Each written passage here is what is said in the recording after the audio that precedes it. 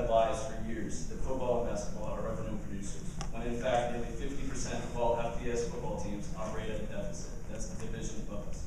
And all but one FCS football team operates at a deficit, and we clearly aren't one, or the one.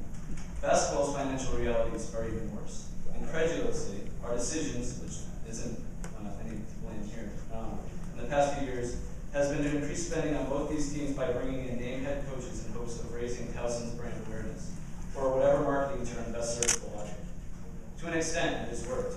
People now know us for a coach who runs borderline illegal practices and yells absurd things about religious figures. In a basketball team, they can't do well enough in the classroom to compete, amongst a number of other unfortunate incidents in the media.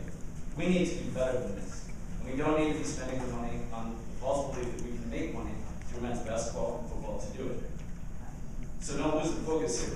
This is the root of the problem, and why we're here tonight, which brings me to my second point.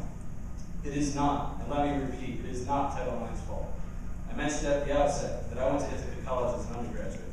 While there, I studied under Dr. Ellen Starosky, now at Drexel University. Dr. S, as she likes to be known, is a member of the Drake Group, and has spent her entire career conducting research on Title IX. As a former athletic director, she knows full well the burdens that can come with a job. But she also knows that Title IX and people's lack of knowledge about it make it an easy scapegoat in cases where athletic budgets go haywire. In fact, I have brought a copy of a recent publication about Title IX literacy, and we'll be happy to share this in the file with anyone who's interested. You can get it on the library website. To be sure, I think she would be an excellent person to go to as an ally for help in this matter at hand. In brief, while many people here will be quick to blame Title IX, the rules for becoming compliant are so incredibly flexible that anyone with a little creativity can figure it out.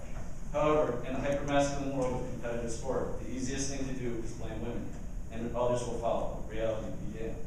By way of closing, I do not come here in any way to be disrespectful to anyone in the administration who have come here with a job to do, with a hand forced by a former administration and government, and a current government that expects us to do more with less, though the reality is less with less, as we all know. However, when facts aren't being used, and my students who I'm paid to educate, protect, and point out injustices to, for, and with, when we see it, are at risk here, and I will not sit idly by while it happens. Thus, I urge you to rethink your strategies here, with the understanding that cutting teams isn't going to do anything to the wrong-headed notion that we can make money on football and basketball. And finally, stop blaming our young women for the problems that our economy and our budgetary choices have caused. They deserve much better than that.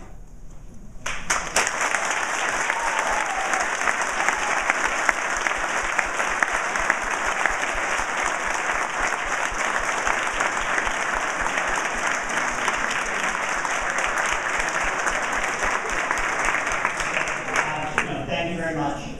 Are there other questions from